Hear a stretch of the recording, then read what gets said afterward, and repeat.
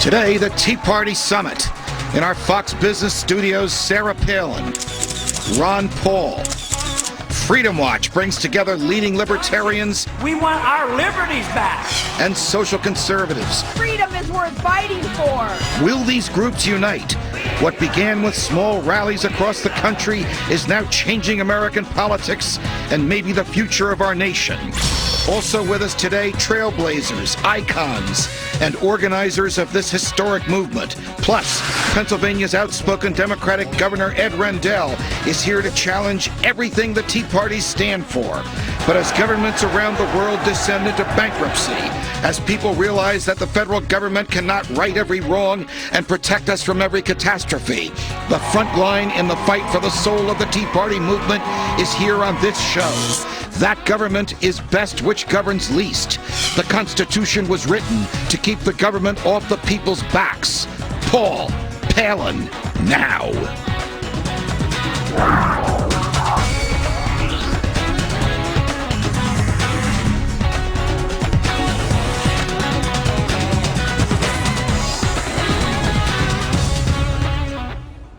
A few quick thoughts from our Freedom File before we begin tonight's historic Tea Party Summit with our guests, former Alaska Governor Sarah Palin and Texas Congressman Ron Paul. The government keeps expanding. Does that make things better? Well, unemployment hovers around 10%. The stock market hovers around 10,000, just about where they were a decade ago. There has to be a better way.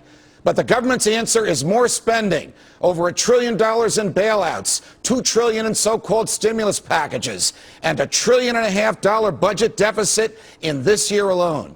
Government spending now takes up nearly half of all our domestic economic activities. By this measure, we are halfway to socialism.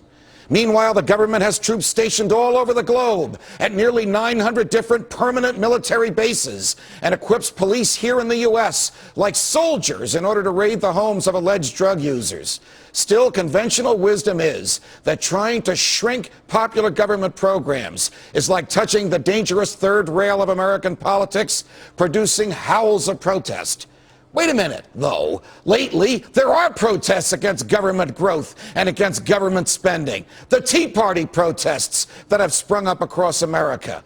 Will the groups that make up this movement stay focused on the message of limiting government and slowing spending, or will differences over issues like religion, war, and immigration pull them apart? Let's find out. My first two guests are former Alaska Governor Sarah Palin. She's also a Fox News contributor, and Texas Congressman Ron Paul. Governor Palin, Congressman Paul, welcome here. Governor Palin, first to you. Will the Tea Party coalition stick together? Absolutely. We have everything to lose if we don't hold together and help progress this nation, looking at smaller, smarter government to govern and not look to bigger government. That's what the Tea Party movement is all about. So, yes, it is in the nation's best interest for the Tea Party movement to stay together, to be banded together, united in the changes that we need to see take place in this country very quickly. What is it that animates the Tea Parties? How is it that this movement has come about almost overnight in enormous numbers to challenge the orthodoxy of the government? I think it's the recognition that government has failed. Big government has been around for a long time. Both parties have promoted it. But I think in the last few years it's been recognized that it's not working. People who even want the benefits are recognizing that, you know, the government's bankrupt, the country's bankrupt, and they're getting very afraid and frightened. So I think that is it. The failure of government is uniting all the people now who are so concerned about it. Governor Palin, can we shrink big government, or are we stuck with big government forever? We have to shrink the big government and the overreach that this intrusive Obama agenda is pressuring America to become. We have to. We have no choice. It's unsustainable what's going on right now, and we are on that path towards insolvency. So we have no choice. We have to shrink it. Some of our states and our conservative governors are trying exactly that on a more local level. Of course, it can be done, and it must be done. The right to keep and bear arms, the right to defend yourself, is this a right that only belongs to the government or to state militias, or is this a natural right that belongs to every rational adult? I don't think of rights belonging to the government. I believe rights belong to the individual. and not in groups. I don't like to think of collective rights, that people have rights because they belong to a group.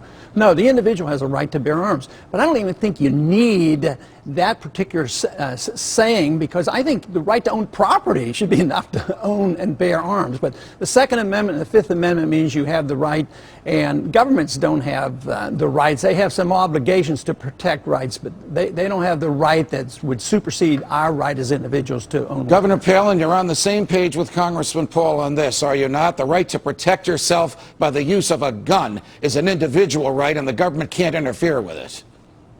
Absolutely, and thankfully our Constitution protects that. And as Congressman Paul is suggesting there, it's not our government or our Constitution that gives us our rights. It's our charters of liberty that protect our rights, including that right to protect ourselves via a gun if need be. Governor Palin, should the federal government have any say whatsoever in abortion? You know, I think that the government appropriately can have a say in abortion if you believe that a woman is pregnant with a child and that child has the right to life as endowed by our Creator. So I do believe that there is an appropriate role for government to have a say there in terms of protecting that soon-to-be born child. Do libertarians, Congressman Paul, recognize that the child in the womb is a growing person with the same rights as a person that's already been born? Well, I think it depends on which libertarian you talk to. The Libertarian Party is even mixed on this, even though their platform endorses, abortion to a degree. But I think it is an act of violence. The fetus has legal rights. I, as a physician, if I do something wrong, I can be sued. If there's an accident and the fetus is killed, they're liable. Inheritance rights are there at conception. But acts of violence under our Constitution, I believe we're always meant to be dealt with at the local level, at the state level. So I would like to keep the federal government out as much as possible. Obviously, no funding for abortion, but yes, the states have an absolute right. That's the reason I support the repeal of Roe versus Wade and allow the states to take care of the problems. Governor Palin, does the federal government recognize any limits on its power, or does it act as if it can right any wrong, regulate any event, and enact any tax that it wants, the Constitution notwithstanding? It's pretty pathetic that right now under the Obama administration there seems to be a disrespect for the limited enumerated powers that the Constitution mandates over our federal government, and that too is why the Tea Party movement is alive and well, and we're saying no more. There are limited powers via the Constitution that our federal government must adhere to. But you know, libertarians, they advocate for the maximum liberty for thought and for action, and nobody can argue with that. What can be argued, though, appropriately with healthy debate is how can we protect, via the Constitution, those liberties and advocate for even more liberties in this country, while at the same time being able to appropriately allow government to govern according to the consent of the people, to provide services and some projects efficiently and effectively. The appropriate discussion there in debate is how can government play an appropriate role in providing those services. But government can't protect us from everything. Government couldn't stop the oil from coming out of the earth in the Gulf of Mexico, even though the government told BP where to drill, and even though the government put caps on BP's liability. What role is there for government in a crisis like this? Well, one thing is if they are obstructing, they ought to get out of the way. And in many ways, the federal government has obstructed. They have prevented property owners in the states to deal with some of the problems or the threat to their property. But the assumption is it's sort of this moral hazard that is involved when government grants the license and they're the regulators. People believe they're going to give us security, whether it's the SEC or the FDIC or safety in mines, or safety when they give a right to drill. It's not dealt with the market. The market might have demanded that there'd be more inspection. The insurance company might have been inspecting these properties and these mines and these drilling. And under those circumstances, maybe they would have required bonds to be put up. So I think you could have a lot more safety if it was dealt through with the marketplace rather than depending on the government regulators. Governor Palin, your former colleague, Governor Bobby Jindal of Louisiana, had a plan to stop that oil from reaching the Louisiana beaches nearly 2 months ago, and the federal government wouldn't let him do it. Should he have gone ahead and done it anyway?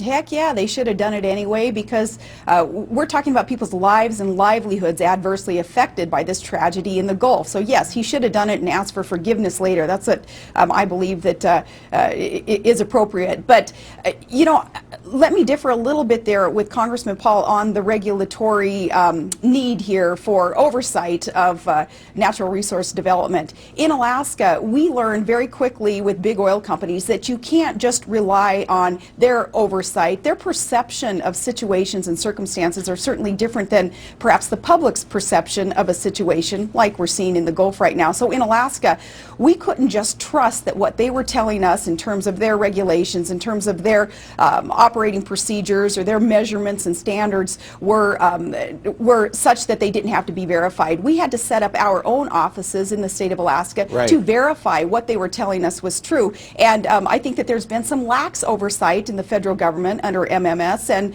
that needs to change quickly. Otherwise, people are not going to trust that drilling can be done safely and responsibly. Back to Governor Jindal and your advocacy that he should do the right thing. Can governors, can states nullify federal behavior when it violates rights like property rights and human rights and liberties of individuals?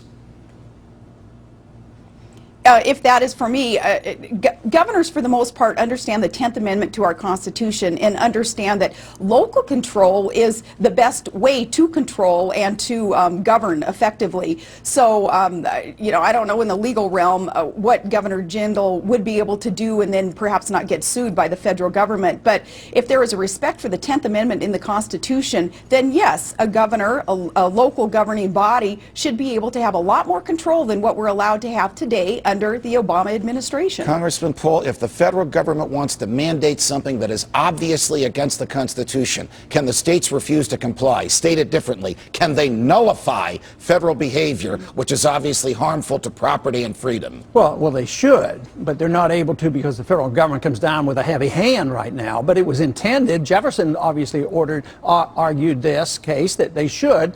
And I think that's what the whole Tea Party movement's about. Big government is failing. The federal government is collapsing. And now these laws are not going to be enforceable. When they run out of money, they won't even be able to pay for these programs. So I think it's going to be de facto nullification. And I think that's what the people have awakened to this. But the government in Washington, the people in Washington, don't even understand what's happening yet. Governor Palin, Congressman Paul, stick with us. Ronald Reagan once said,